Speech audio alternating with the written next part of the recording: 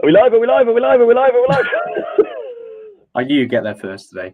Yeah, let's check we're live, guys. Let's have a little look. Wow, heaps of questions coming in.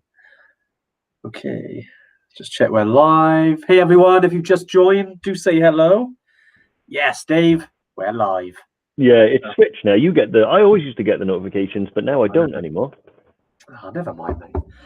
Right, yeah, hey, everyone. Andy and Dave here. Another Tuesday tune-in, second Tuesday tune-in of 2021. Yeah, if you just joined us, do say hello.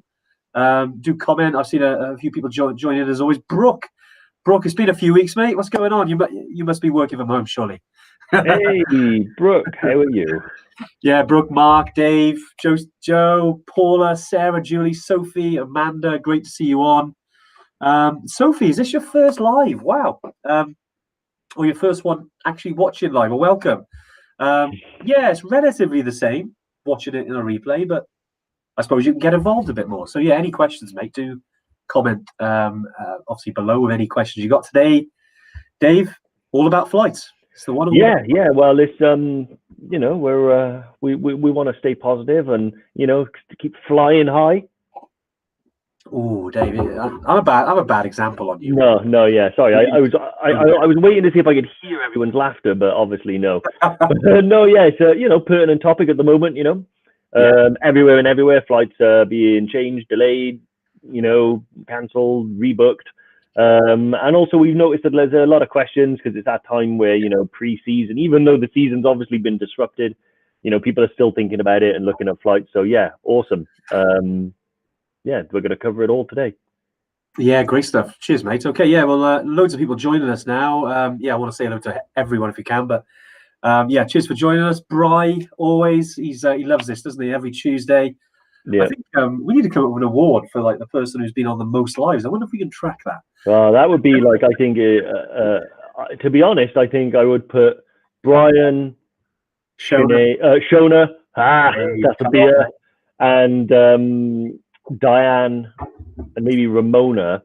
I think Tamarin would be a close second. I don't know, old Marky Boy Van Rossum, James Ashton might be up there. Honestly, I don't know who we'd have to give the award to. It would be an awkward one. It would actually, yeah. That'd take a lot of tracking, but anyway, it's great to see heaps of people join us again. Obviously, continuing along into the journey that is 2021. Let's hope it's a lot different to last year. Yeah. But yeah, right, flights, Dave. And we've had heaps of questions come in on the emails anyway. Email that went out an hour or so ago. So I think we'll crack on with them because there's a few of them, Dave. With regards to flights, and I know when we're talking about flights, that's anything from obviously booking your flights to rescheduling your flights to which airports to go to.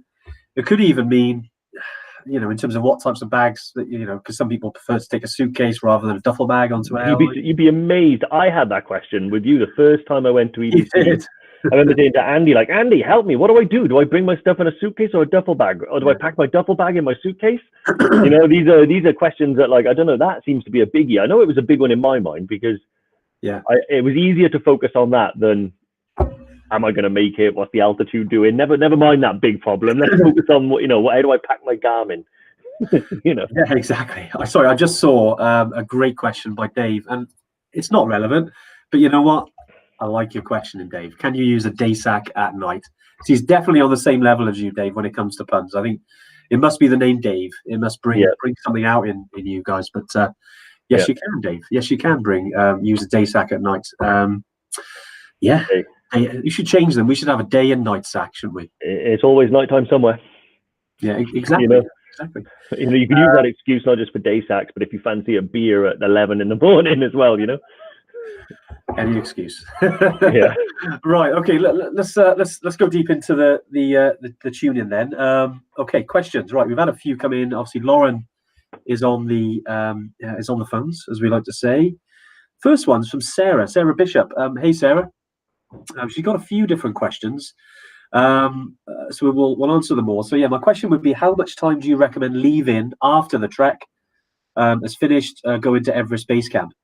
So yeah, I mean, I'll take this one on. With regards to your flights, you can most people tend to stick to the itinerary, if you like, which is, you know, obviously a 15 days for the Everest Base Camp, the classic route. And basically you get, when you arrive back into Kathmandu from Lukla, you know, all going well, it's the day before you're kind of due to leave Nepal.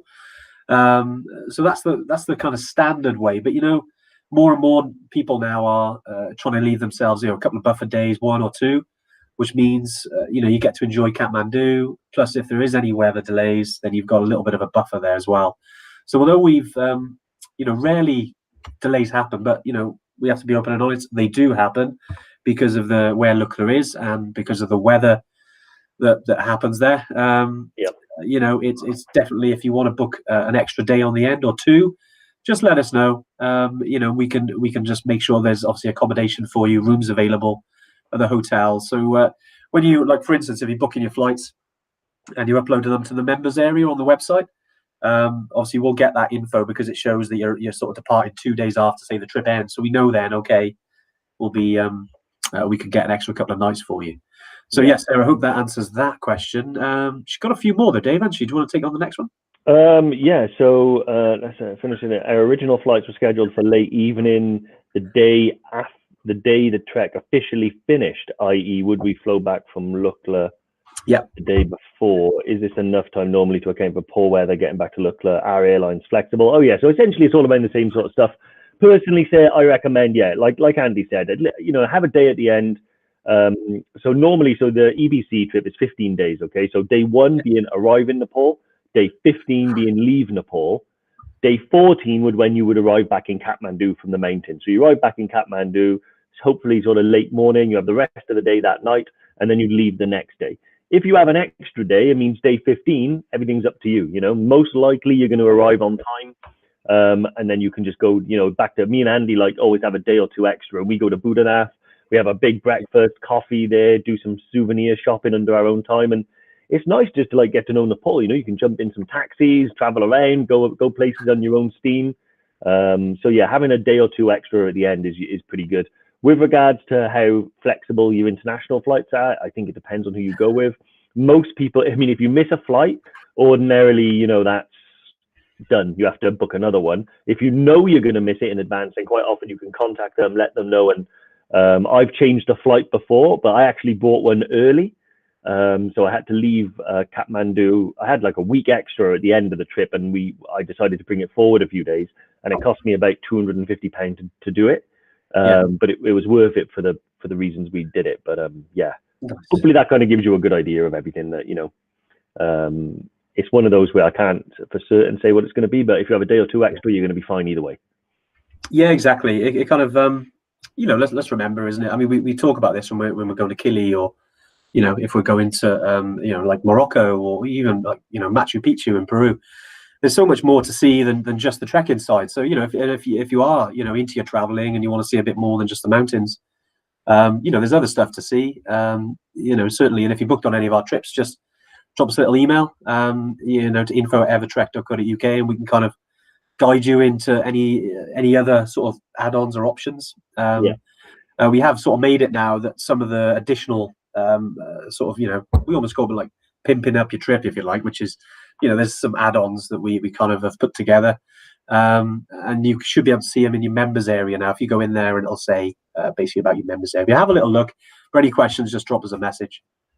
You know, especially for anything like Nepal, things like that. Right. So, yeah, go on, go for it, Dave. Sorry, mate. I thought you were finishing. I was going to slide in seamlessly, but yeah. So Sam he said, if traveling via Doha, how much time should you allow between flights? Personally, I'd say at least sort of 2 hours. At least 2 hours. Like me and Andy we've had everything from. I remember one trip when we were coming back from Tanzania, and we literally had to run from. We had about an hour and a half, and that was too close, because if there's any delay, particularly leaving like Kathmandu, and if you leave like Tanzania, you know, the smaller airports and stuff like that, there tend to be weather delays and things. So me and Andy had to sprint from one plane to the other. So yeah, that's probably that. To be honest, it was really fun when we got there because we got upgraded for free. But yeah, exactly. Yeah. However, I would say at least 2 hours just to account for any delays. But when you think about it, you know, how often do planes get delayed by an hour? If that happens, you've only got an hour then, to get through the airport and stuff like that. So 2 hours is a minimum. A comfort blanket, I would say about 4 hours. You know, and there is a thing. So if you have a delay of more than, I think, 7 hours or 8 hours, and there's not an alternative, you can get a hotel in Doha. So you leave the airport and you go and get a hotel. I deliberately gave myself a layover of 14 hours because I knew I'd be tired. So I went and got a hotel, had a good 8 hours sleep, and then came back to the airport. It's a great idea, Dave, as well, isn't it? I mean, I think if anyone's got the time, certainly, I mean, you know, not saying, you know, explore Doha, you can. You know, we necessarily haven't, but even just having like a night's sleep at the hotel before you get back sometimes can be nice. Even if you've got, I think if it's over 8 hours in Doha, and if you go to the transit desk in Doha Airport, it's really cheap, sometimes free, depending on who you've booked with. You get actually a hotel that you can just sleep for, so even just for like 4 hours, and you've got transfer. I mean, I think we paid like $60, and it was a 5-star hotel, and we got like 6 hours sleep before our connecting flight. It was brilliant. Yeah, exactly. So it might be free, but like Andy said, if you've got like, it takes about probably 2.5 hours, right, to get through the airport. And actually, from the time you like land to like sitting in your bed at the hotel, so factor that in. It's only a short trip of about half an hour in a taxi, maybe less. But man, it's good just to have a good hot meal, a shower, change of clothes, you know, a few hours sleep, and then back to the hotel. It's honestly, it's changed everything for me. Like I usually factor in a plus 8 hour gap in Doha so I can go out in and get it. Yeah, good question though. But you know, Sam made a good point. I mean, Doha is in Qatar, so with Qatar Airlines, and you know they are one of the most popular airlines to use now. If we're thinking about airlines to get anywhere, really. I mean, we're in South Wales, so Cardiff Airport. You know, we hope this continues, but Cardiff Airport's a relatively small airport, and they are changing a lot. But at the moment, Qatar Airlines is there, so you know we do use Qatar, but you can use them from Heathrow, Gatwick. You know, there are. I think Manchester, Birmingham, I think. I'll have to double check. But essentially, you know, you can use it most of the UK. I think in Scotland, just trying to think now if they fly from Edinburgh, but essentially you can get a connecting flight down to London and then Qatar. Yeah. They seem to be a really popular choice at the moment. I'd say at least half of EverTrekkers tend to use Qatar from what we see. So you know, definitely a go-to airline if you're thinking about nice and easy. You know, I mean, we're not actually affiliates with Qatar or anything like that, but you know, we talk about just from our own experience. They tend to be nice and streamlined. Their processes are really good. And one thing I've heard from a lot of people in the group, on the Facebook group, is that they're really good for reschedules and refunds as well. So essentially, if you know, your flights get cancelled or you need to reschedule, they're really good at that. So just something to think about. With Qatar. Awesome. Let's have a quick look. So Phil Costin, have you done the Annapurna circuit trek? And if so, what you like and what you compare to EBC? So personally, I've not actually trekked a lot of the Annapurna, but we've been as far as like Pokhara and then past Pokhara up into where this camp is. Although I've got a lot of experience with EBC and I know about the difference. So what I would potentially say, the difference, to be honest, is Annapurna, although still very popular, is not as busy as EBC circuit. So it tends to be quieter. You'll see less people. It's very pretty, and you know, like it's stunning. Like the mountain ranges and the views you get of Mount Fishtail and the Annapurna is stunning. So as beautiful. You know, you can argue all day about which offers the best views, the Everest region or Annapurna, but most people tend to go to Everest first because it's that draw. They want to see the biggest mountain on Earth, and then they tend to go to Annapurna and love it just as much. I would say the main difference really is in terms of logistics. There's no flight to Lukla involved. You can either fly to Pokhara or drive. So delays for Annapurna tend to be few and far between. Yeah, rare, very rare. Yeah, and so there's a lot of like, you know, less sort of stress with regards to timescales and things because you don't have to worry about like delays. P.S. We crossed paths in October 18th when we were on our way to EBC. Phil, do you? Yeah, I do. Yeah, I met Phil in Namche. I think he was at the Nest. Phil, if you're watching, of course I remember you, mate. It was great. Basically, I was with I was doing a private trip with Just Eat up to Everest Base Camp, and obviously there's other EverTrek trips going on at the time, and caught up with the guys in one of the the lodges. Yeah, it was great to catch up with you, Phil. Yeah, I hope you're well. I know you're coming back with us with Annapurna. Obviously, we can't wait to have you again, mate. I'm sure we'll see each other again when we can run these trips, mate. But yeah, great to. I mean, Annapurna, as Dave said, it's a beautiful, beautiful part of the Himalayas, and logistically, it's a lot easier to get to. And you get the added bonus of seeing a bit of Pokhara as well, a different part of Nepal that you would have seen before. So yeah, you'll absolutely love that.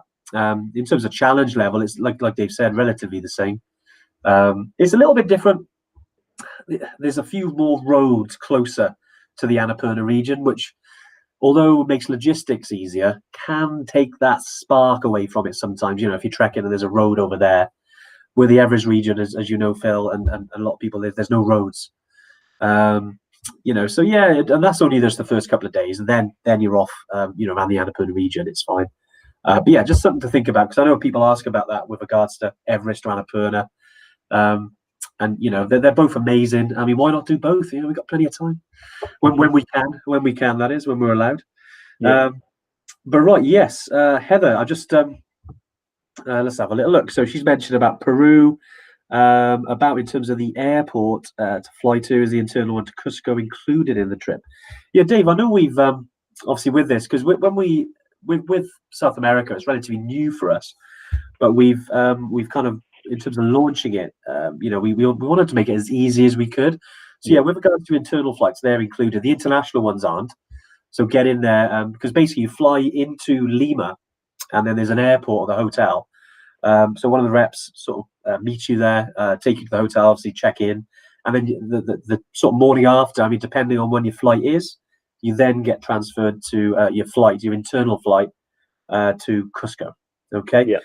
So apologies for the any confusion about that, Heather. Yeah, with Peru is sort of brand new to us, really, if you like, over the last 12 months. But yeah, apologies if there's any conflicting information there.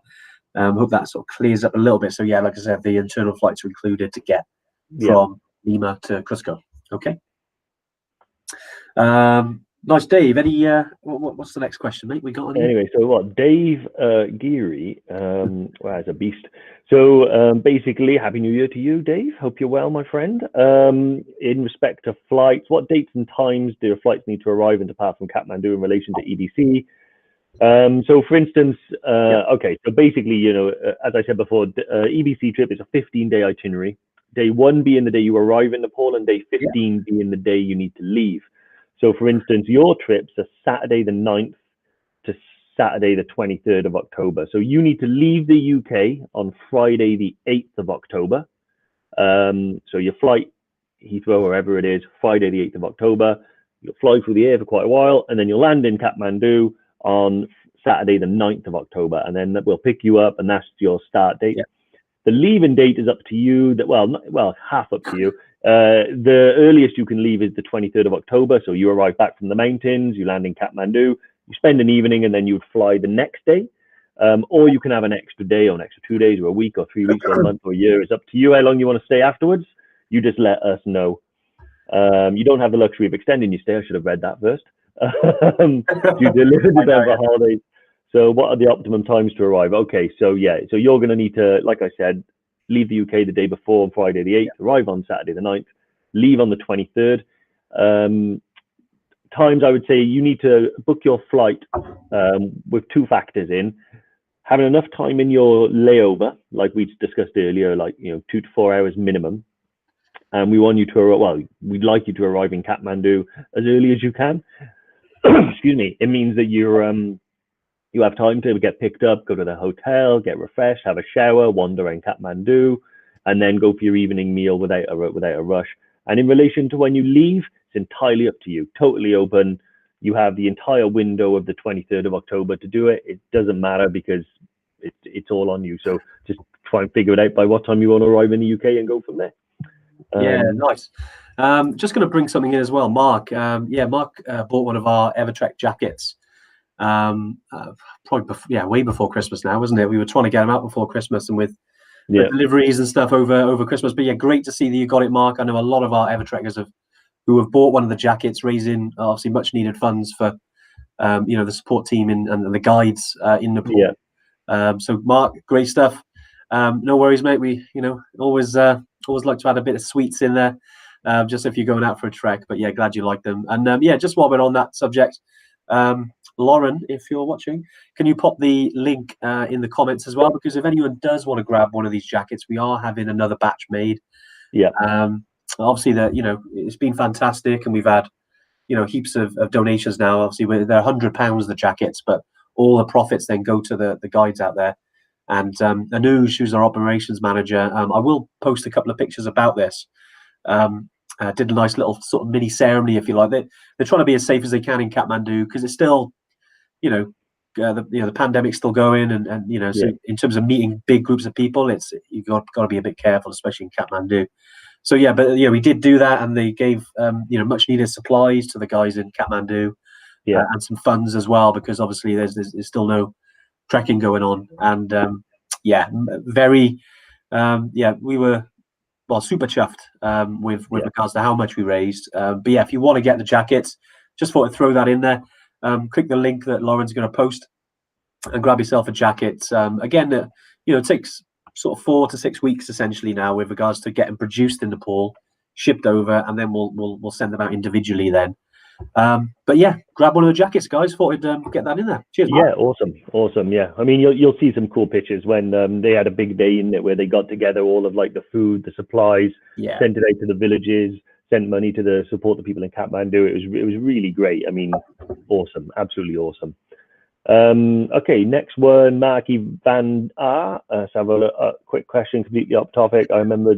Yeah. Oh, right. Garmin Activity Watch a few weeks ago. Can you remind us which one it is? Okay. Yeah. So I've had quite a few of these. I've worked my way up. I used to use 𝗏𝗏, but the Garmin I've got now is the Fenix 6 Pro Solar. I'll be honest, it's quite expensive. It was quite a luxury treat. But now it is really, really good. It does a lot of like multi-sports and stuff like that. Monitors your heart rate and oxygen levels. They're not going to be as accurate as like, a hospital would mark it, but it gives you a really honest indication, So if your heart rate's high, it'll tell you it's high, So mine apparently is 68 at the minute, so I must be quite amped up. And then, yeah, it's quite high for you, right? Yeah, and blood oxygen levels and stuff like that. So and the battery is really good. I did use it to Kilimanjaro, and the solar aspect of this is brilliant. It doesn't. Yeah. So when you're using it, obviously you'll burn through the battery quite quickly. The solar aspect of it can give you like an extra day to 3 days. Yeah. So just taking the edge off. So yeah, have a look at it. Let me know what you think. Other ones, I had a 𝗏𝗏 9, which is really good, but just didn't quite have as many features as the Garmin. That's the thing with 𝗏𝗏 and Garmin. I mean, essentially they all do a similar sort of thing, but yeah, there's a few sort of trade-offs. 𝗏𝗏 has better battery life. Yeah, not as user friendly as the Garmin's. I mean, Garmin's I got a Garmin here. This is the Fenix 5, the one sort of the model before Dave's, and they're really reliable. But they do get more advanced. A lot of them are like Dave. Yours is touchscreen, right? Is yours touchscreen? No, really? Not touchscreen. No, the 𝗏𝗏 was, but actually I don't particularly like the touchscreen. But like there's some mine there, and then you can see like the light at the back is for the pulse, and then it's like it's got a really good screen, so there's no glare on it and stuff. So the 𝗏𝗏, one of the big things I didn't quite like about it was when the sun hits it, like you couldn't really see it. With this, like I'm not sure what the name of the type of screen it is, but it's really good. What happens is me and Andy tend to leapfrog each other because we bought our watches at different times. So Andy had like the Fenix 5, and I was like, oh, that's awesome. And then he has that for a number of years, and I buy the 6. And in a little while, Andy will get the 7, and then I'll be like, oh God, I wish I had the 7. I'm pretty happy with this, unless it changes drastically. I mean, essentially, it depends on what you're using them for. I mean, okay, they are a bit of a treat. I mean, they are expensive these days. I think this was £400 or £500. I bought it probably 18 months ago, 2 years ago. And if you're out and about and you're using it, great for navigation. Garmin has a lot of different things. So I think Stephen Edwards mentions there about using your Garmin any good for golf. I do actually use this for golf as well. If you're running, because it's got like obviously it's got Strava, it's got I think it's called Garmin Connect, which links it to you get all the data then that heart rate, ascent, all that jazz. So it depends what you're using it for. But very popular Garmin. They're great. I think there's loads out there. I know we talked about it just before Christmas, didn't we? We talked about different sort of smart watches, if you like, active watches. And yeah, but Garmin are really good. You won't go far wrong. But I think Kim's mentioned there about the descent. If you're a diver, and yeah, I used to use a lot of Suunto because I'm a scuba diver as well. And you know, with regards to sort of Garmin, they're not really. I say Suunto, you know, historically owned that kind of avenue, if you like. You know, with regards to diving, then they moved into the active watches. You know, so I do like Suunto when it comes to diving watches and computers. But yeah, I mean, if check out that one. I haven't heard of that one actually, Kim. So I'll check the Descent out. Definitely nice. And they work on planes. They do. So, yeah. They do work on planes. Here we go. Right. So just going through them, I think we've got Joel Palmer. Joel, yeah, nice to see you on the live. Does anyone in Kathmandu sell Newcastle Brown Ale? They do actually. The Irish pub. There's an I didn't drink it in Kathmandu, but I saw it was on offer because I used to drink Newcastle Brown years ago when I was living in Thailand for a random reason. But I had a good friend from Newcastle, and she was like, "Right, have some Newcastle Brown Ale." So I was okay. And I quite like it. So but they do sell it in Kathmandu. I have seen it there. There's an Irish, there's two Irish pubs in Tamil. And that's your challenge, Joel. Crack on and see if you can find it. When you're in there. Let's have a look. Lewis Black booked EBC for April.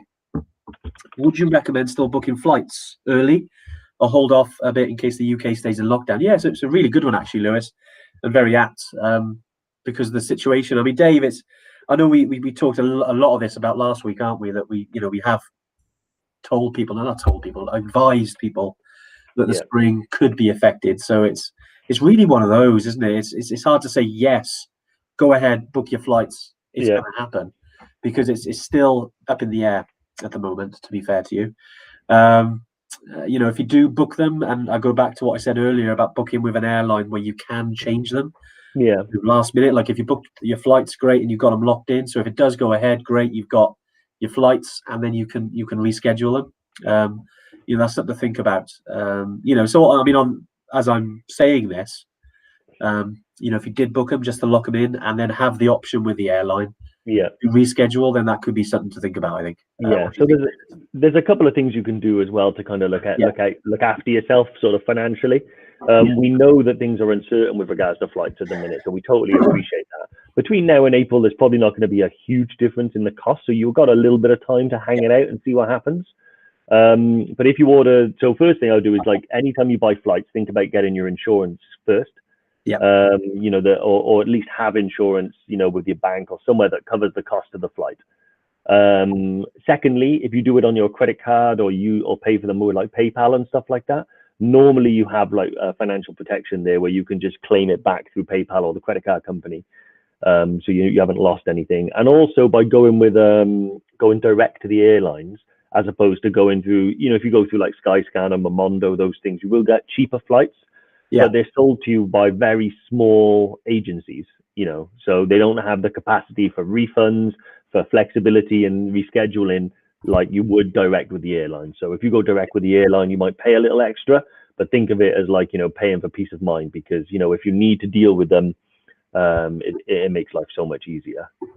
And I just know someone as well, Peter Ferguson, do you think flights will continue from Ramachap or revert back to TIA? Well, I think I'm very certain they're going to go from Kathmandu. We were. What happened previously was they were doing the travel to Nepal and tourism. Nepal is growing year on year, and what's happening is Kathmandu International Airport, Tribhuvan Airport, is very small. It only has one international runway, so to land all those planes was taking a long time. So they were renovating the airport. Now, what that meant was that it put a little bit of a question mark over not every domestic flight to Lukla was going to go. We knew that. And we had to make a call, and we made the call in the interest of getting you to EBC, which is, you know, the ultimate goal, to go from Ramachap. Then there's no question about it. We know the flights are going from Ramachap.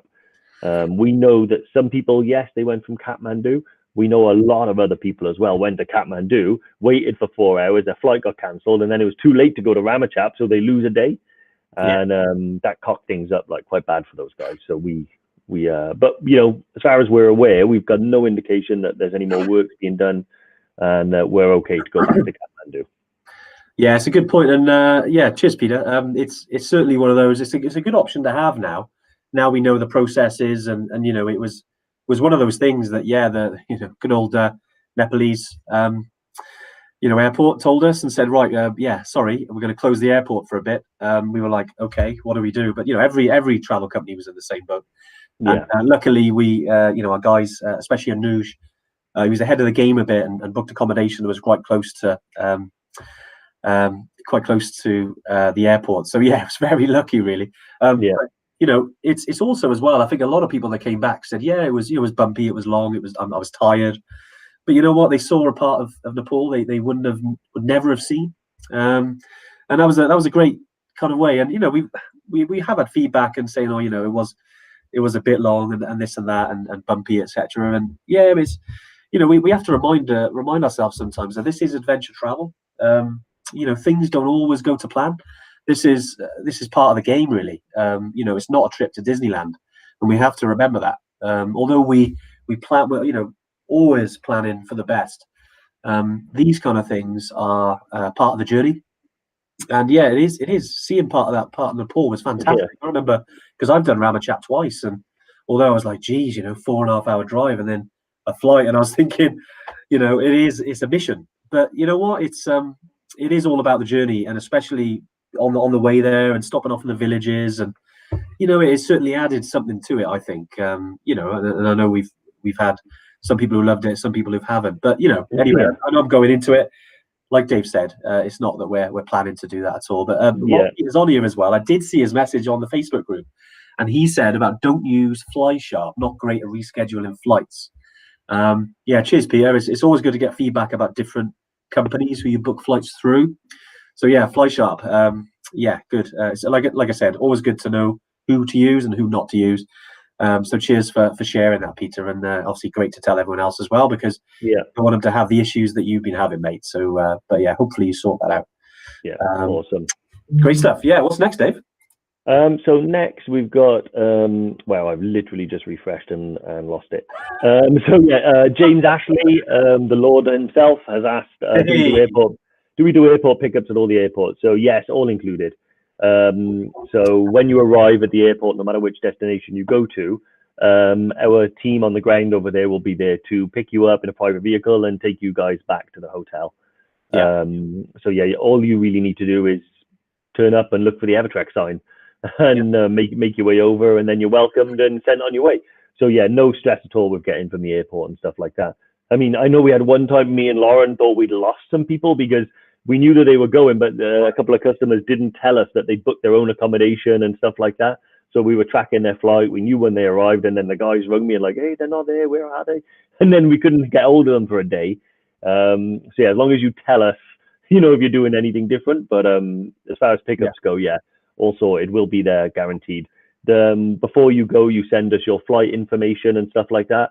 We send that to the local team, and then they've got the airport tracker, the flight tracker. So they know when the flights are in the air, they know when they're delayed. So even if you're delayed and you can't reach anyone, you don't have to panic. Your flight's being tracked, and we'll be there to pick you up. It's no problem. Yeah, nice, Dave. And whilst you mentioned that there about, you know, uploading to your members area, leads me on to this one. Steve, yeah, about my sleeve, actually one sleeve. Yeah, 𝐶𝐿 Outdoor. With regards to that discount, it is in your members area. We've uploaded the new 2021 discount code. It is actually the same as last year. They've just basically changed the expiry on the PDF, but we've uploaded it to the members area now, mate. So yeah, if you want to go in and have a little look, you can use that code, you know, online, or, you know, because obviously we can't go in store at the moment. Hopefully when they open back up, you can then, you know, shop around and have a look in store. But now, yeah, you can use it online, mate. So yeah, just thought I'd drop that in there. Cheers, Steve. Right, yeah, what else we got? We got, I know we had a few come in. Here we go. Any other questions? I did see Diane put some questions up there. So yeah, so Diane has asked about Rainbow Mountain. So yeah, Rainbow Mountain is, I'll send you all the information direct, Diane, because I have to dig that out. I can't remember off the top of my head. I know some facts about it. But yeah, basically it's a day trip that you can do from Machu Picchu. So from your Machu Picchu trip. So it's literally from the hotel to Rainbow Mountain and back to the hotel in a day. We organize the tours privately. We recommend doing it at the end of the trip, but you do have the option of doing it at the beginning. But be aware the Rainbow Mountain is like, I think it's 5,200 meters, you know, so it's some serious altitude to get there. Although it's not exposed, like, I mean, not in terms of the time, you know, so you get in there, you get to the top and you get back down again. And sometimes you can do that before altitude even notices you're there. But altitude becomes dangerous when it's like prolonged time exposed to the altitude. So, but at the end, at least, you know, you've got, you know, the fact that you've acclimatized and stuff like that. But yeah, so it doesn't really require an extra night in the hotel. I think you can do it within the trip because it's that quickly, but an extra night can help. I'll email you all of those costs and stuff like that. So Laura, I know she's listening if she reminds me, so I write it down.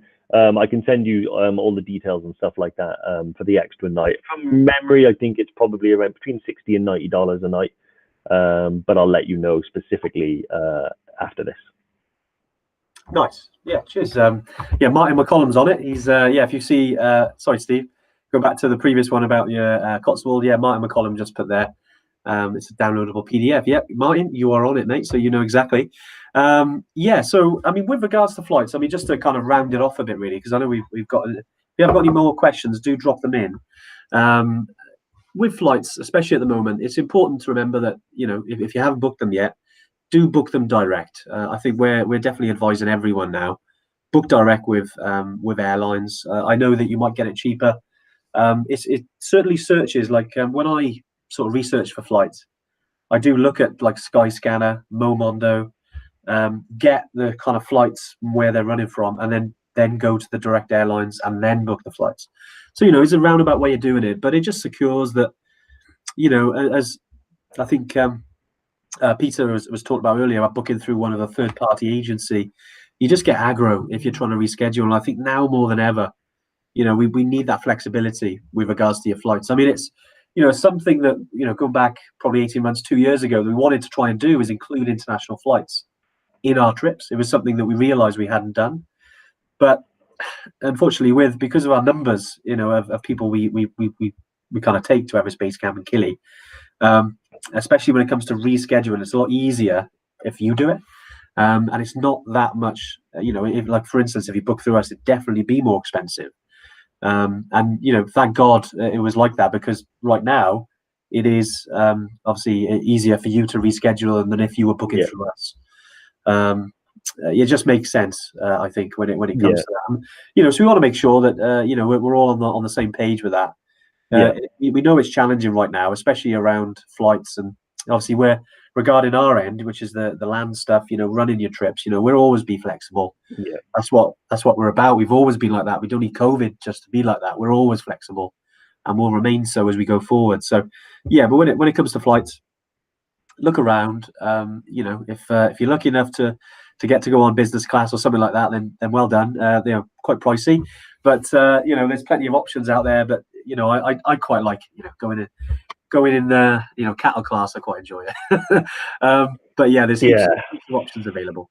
Yeah, give me business class every time, mate. Every time. That's ruined flying for you, isn't it? Going on. Yeah, mate. Business class, like, we got upgraded for free, and ever since, I can't handle cattle class anymore. I mean, not that I have a choice, because it's so expensive, but yeah, it was so good. Laura Baxter. Yeah, Laura. She said she's due to go to October base camp. Right, so you pulled up the second one. So, Laura's booked to go with to 𝐾𝐠 in October. Awesome. You're gonna have a wicked time. What do you sleep on? And do you provide sleeping bags that are warm enough? The answer is you sleep on. So we provide you with a sleep-in mat.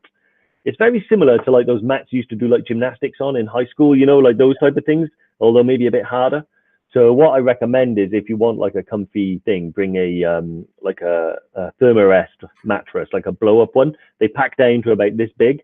Although I do recommend bringing a pump as well, either battery-powered or manual one, because I didn't, and blowing it up got increasingly difficult the higher I got. Like, and the sleeping bag. One night, and I was like, "Wow, that is difficult." You've been doing that every day?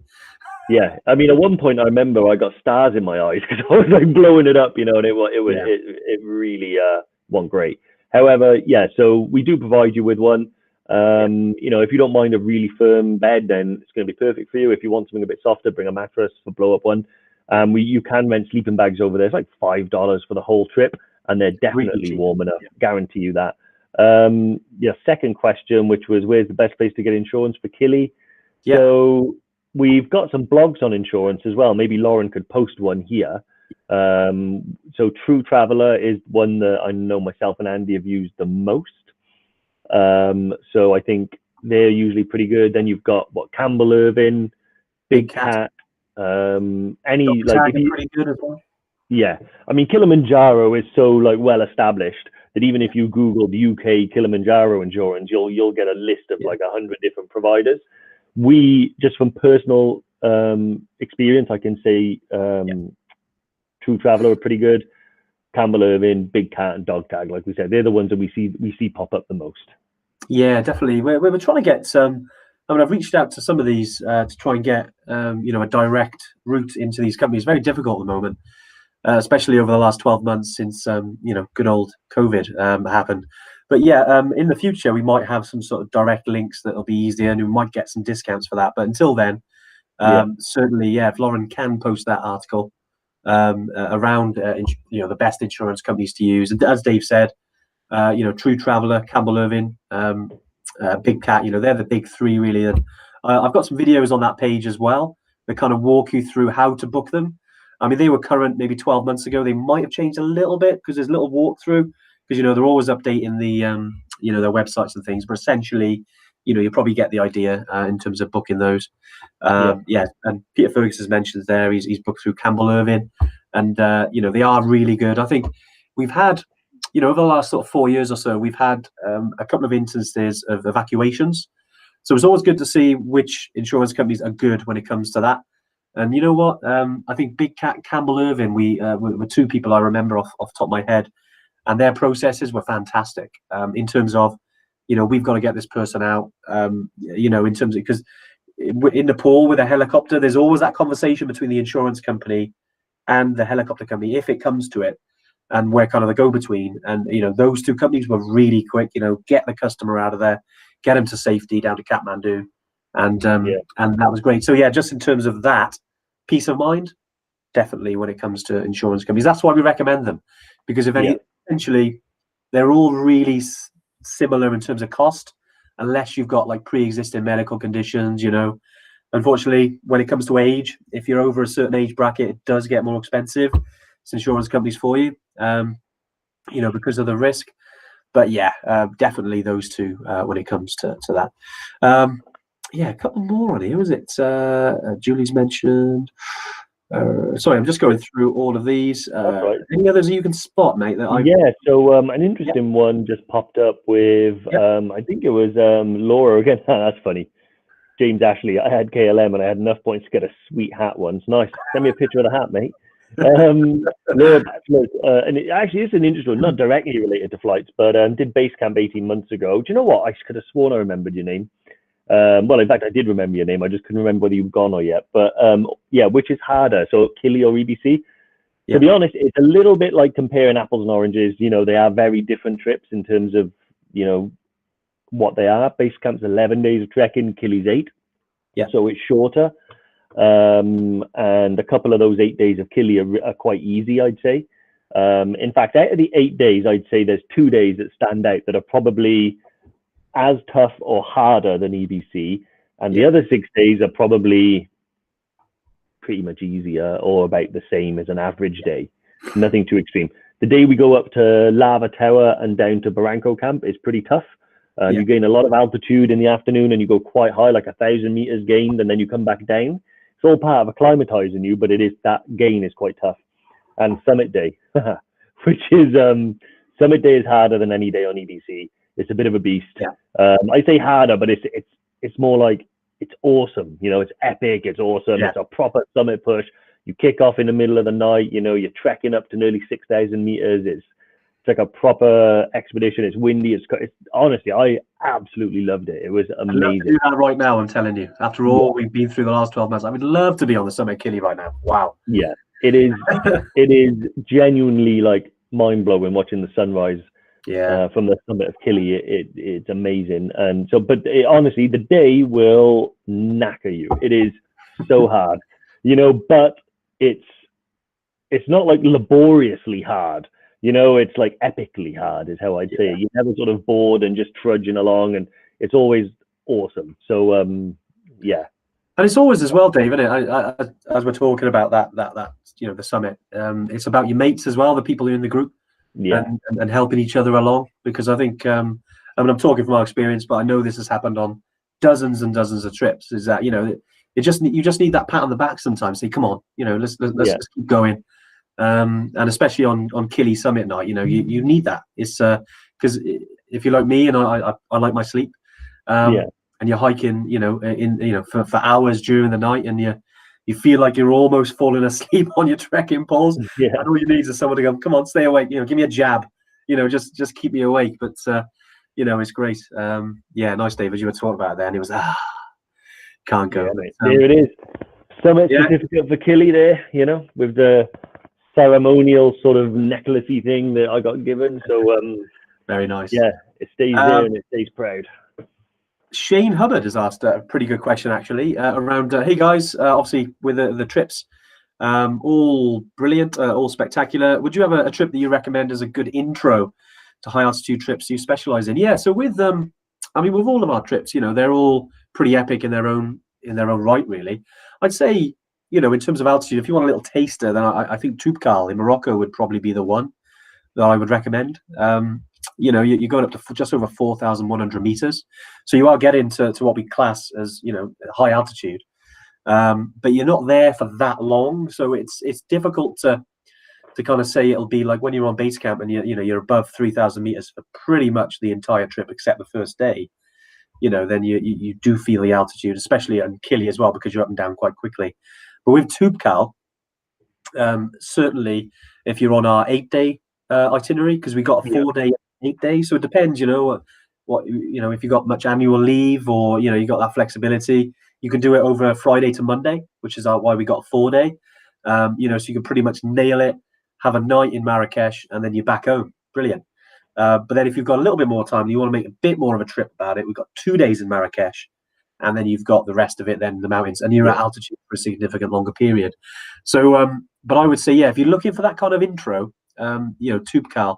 That being said, and I think Dave will agree with me with this, my first time altitude, I know a lot of people's is going for the big ones, going for Killy, going for Everest. And I'm not saying that's the best way, but altitude is, you know, it's hard to, you can't really acclimatize before you go. I know we talked about last week about high altitude tents and that kind of thing, which does, you know, you can pre-acclimatize, but essentially it's more or less done on the trip. You know, your speed, your hydration, all that stuff is there and then. Obviously the training is important, but you don't have to train a high altitude essentially just to have success. I mean, the tried and tested way is just going out there and having an awesome time and taking your time and just drinking it in. You know, and yeah, if you want to go straight into one of the big ones, there's nothing stopping you. And I know a lot of people on here who have gone to altitude the first time, they've gone for EBC or Killy for the first time, you know. I mean, I'm basing it just on your picture, Shane. You look like you know your way around the mountains. I honestly think, I second what Andy said. You know, if you want an introduction to it, you know, then 𝗪𝗏 would be perfect. However, there's not necessarily a need for an introduction. For instance, like my first time at altitude was Everest Base Camp. And you know, I acclimatized well and I had a great time, and you know, I didn't think about it, because the only thing that kind of worries me, like if your ultimate goal is like you want to go to Killy or EBC, or you want to do like Island Peak or something epic like that, then I would focus just immediately on that, because I wouldn't want you to go to 𝗪𝗏, have a bit of a rough time, you know, and then think, oh, I couldn't do EBC something, you know, because that's not the case at all.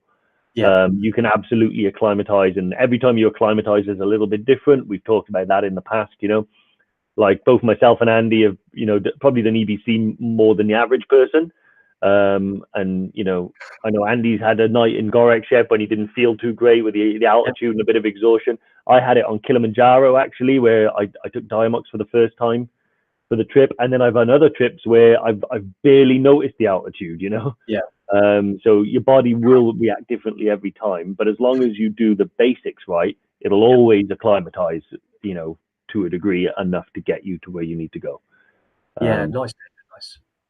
Awesome. So Shane, we'll see you on a trip. yeah, definitely. Exactly. You know, message us, Shane. I can't recall if you're on a trip, mate.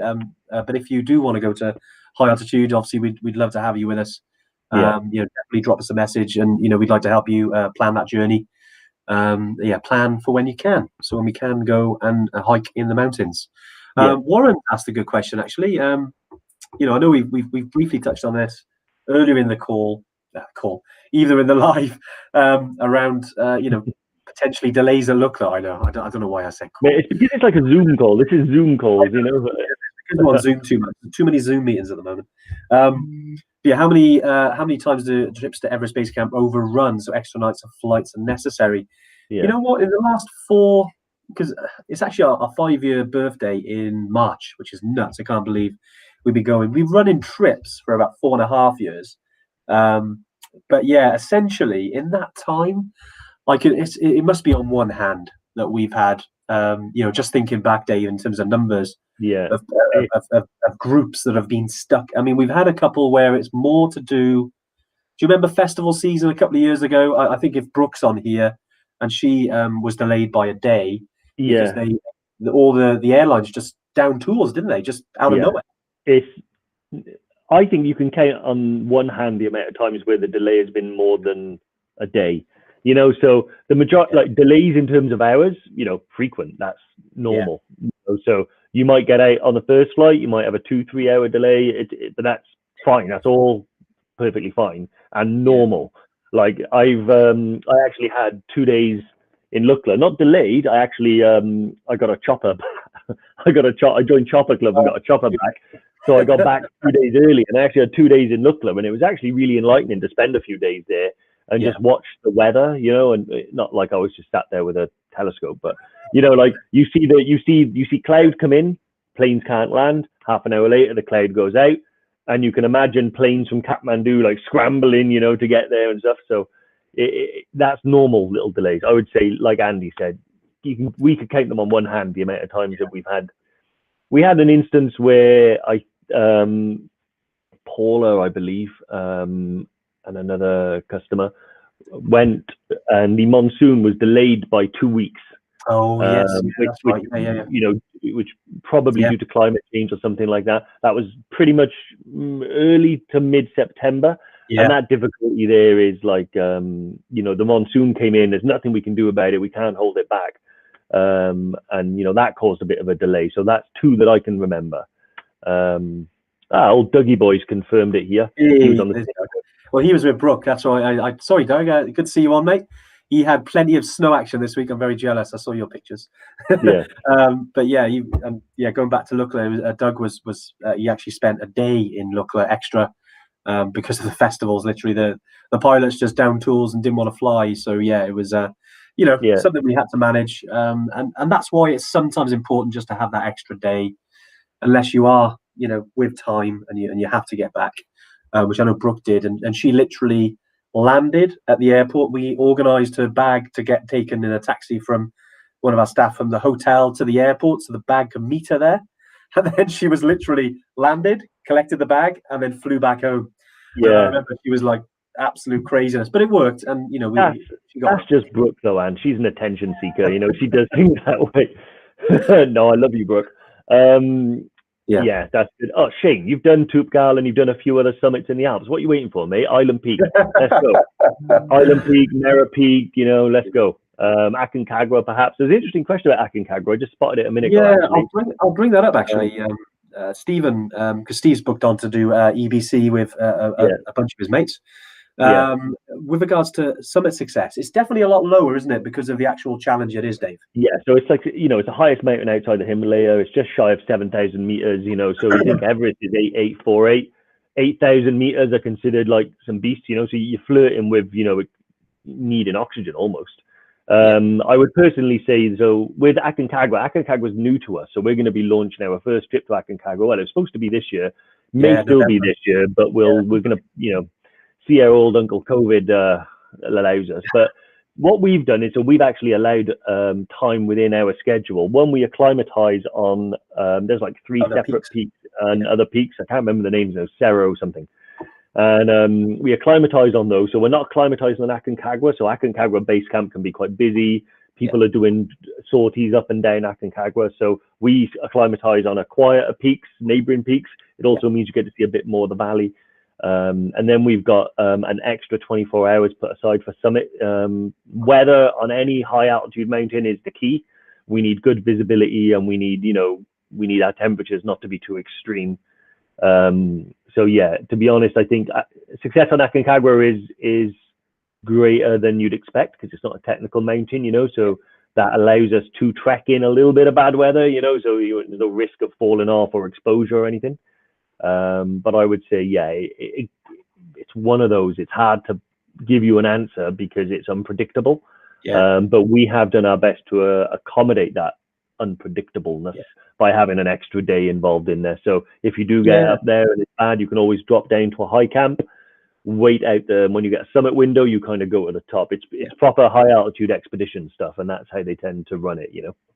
Yeah, I think you good point there. It's I mean, looking, with the itinerary, those extra peaks, it just means that, as Dave said, you're kind of not going up and down the mountain. You're seeing a bit more of the area. So we wanted to try and make it a little bit different than just going up and down the mountain, which is cool, and we know a lot of companies do that. But essentially, we want to make the most of the adventure. So we've got a couple of other peaks that we do. They're nowhere near as high. I mean, the highest one is just under 5,500 meters. Which is called 𝗪𝗵𝗲𝐻, and that is, if you give that a little Google, you'll be able to see the area of 𝗪𝗪𝗲𝐻, which isn't far from 𝐴𝐿𝐴𝐺𝐲. And then, it gives you the best chance then. And we do actually have 2 spare summit days. So as Dave said, if weather comes in, if we're delayed, if the group aren't doing well, okay, we can, it is an expedition, so we'll remain flexible and to give you guys the best the best chance of success. Because look, we want to get to the top of 𝐴𝐿𝐴𝐺𝐲 with you guys. We want to maximize that. So certainly we'd love to have you, Steve. Whenever you obviously want to come with us, mate. No worries. Sophie Arp has asked an interesting question as well about how many people are usually in our group for EBC. So this has actually changed a little bit. So ordinarily we sell them out at 12, but we are having to be a little bit more flexible with regards to having to accommodate people that have had to reschedule their trip due to COVID delays and things like that. So it's possible it might swell to sort of 15 per trip. However, what we tend to do is, if the more people are on the trip, the more staff we put on the trip. So the more porters, and more importantly, the more guides. So even on a small trip, potentially you'll have a head guide and an assistant guide. If the group gets bigger, then we'll add more assistant guides.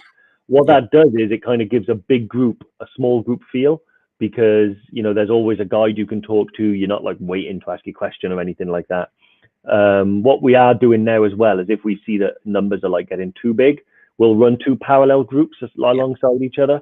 So rather than having, say, a group of 24, we'll do 2 groups of 12, each of them with their own core members, each of them with their own guide and own porters. You may be going to the same place at the same time, like you are with a lot of other people, not just EverTrekkers. But essentially what it means is that you have your own trek in a little, like, small group feel again, whilst we manage everybody and get everybody to EBC. I think